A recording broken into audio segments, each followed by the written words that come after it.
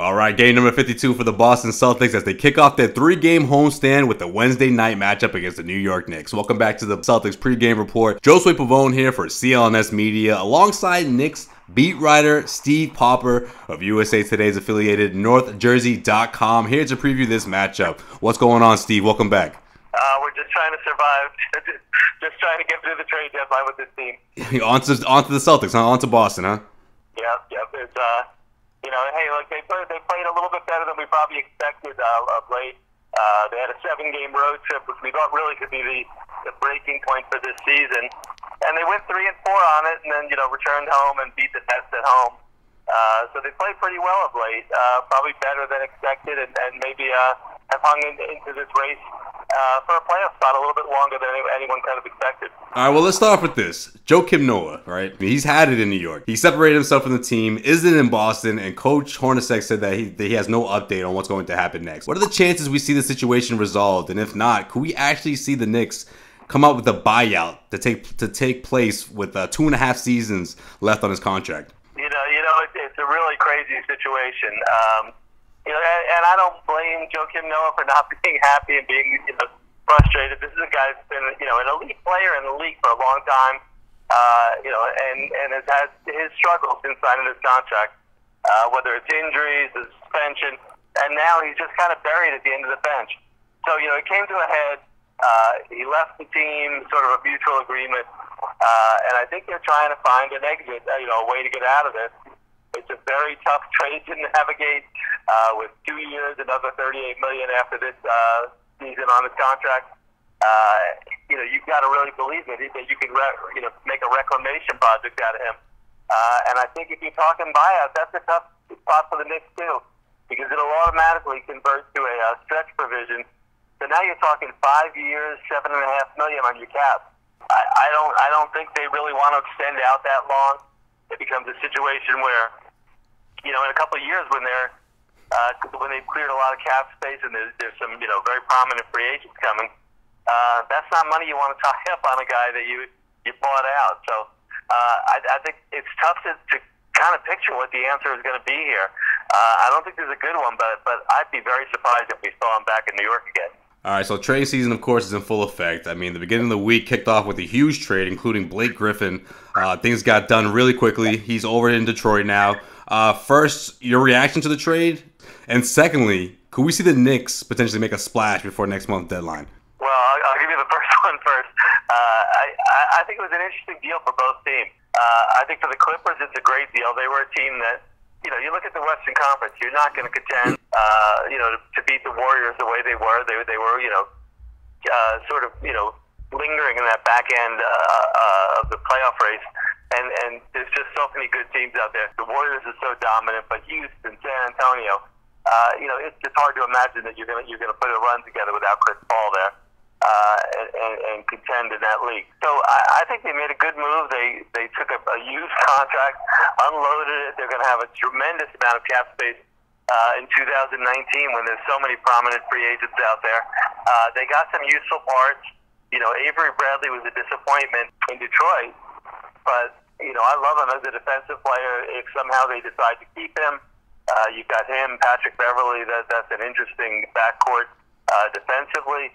I think they may still sell more. Even Lou Williams, maybe even Jordan. So I thought it was an interesting move from their part to really kind of start a rebuild, picking up the draft picks. And Tobias Harris is a useful player. But I think from Detroit's point of view, it's an odd one. But for a team that really is in a win now mode, there's some pressure on Stan Van Gundy to get something done there.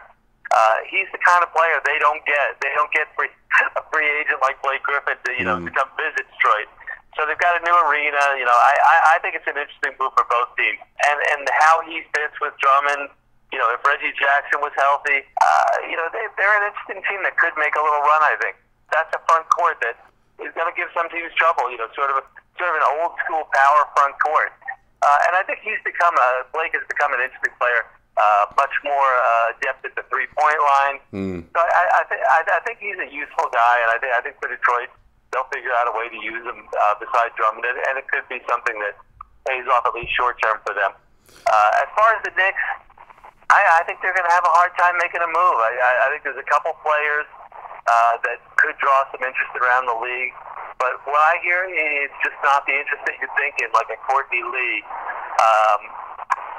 He's a good 3-and-D guy who really could help, I think, a playoff team and seems more suited for a team that has some weapons and is ready to contend. But from what I hear around the league, that they're just not getting a lot of interest in him. And then they have, the backup bigs, Kyle O'Quinn, Billy Hernan-Gomez. I think Billy Hernan-Gomez could be the one guy you might see move. I think a lot of teams have interest in him. He's not being used here. They really like what they've got from Kyle O'Quinn and Enes Kanter.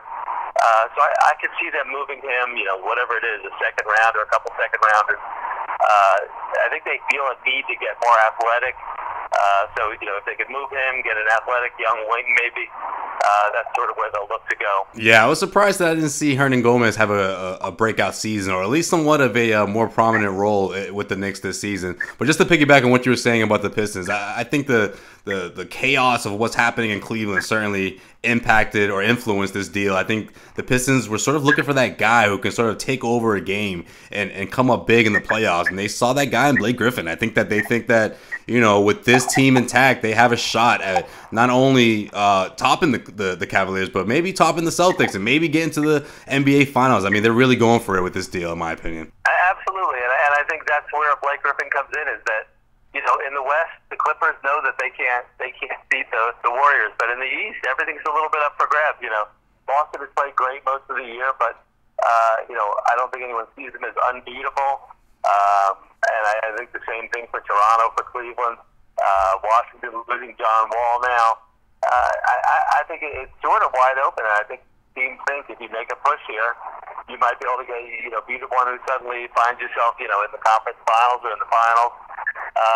And for a team, especially like I say, with Detroit, the new arena, to them that's gold if they can make a late run in the playoffs here.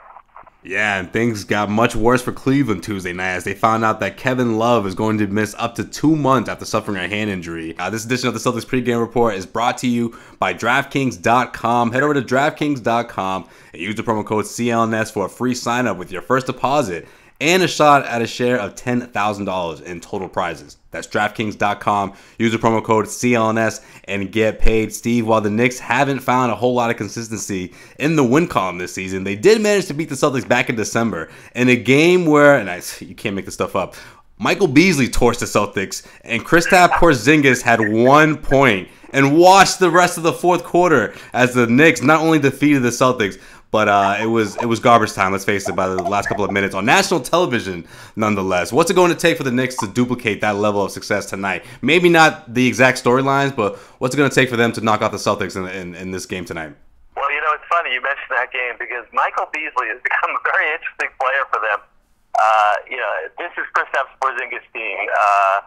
He is the guy who they want to build this franchise around. But a lot of this season, Michael Beasley has been their most consistent scorer. Kristaps has struggled at times with that role of being the guy, the Carmelo Anthony role, where you're getting double teamed all the time.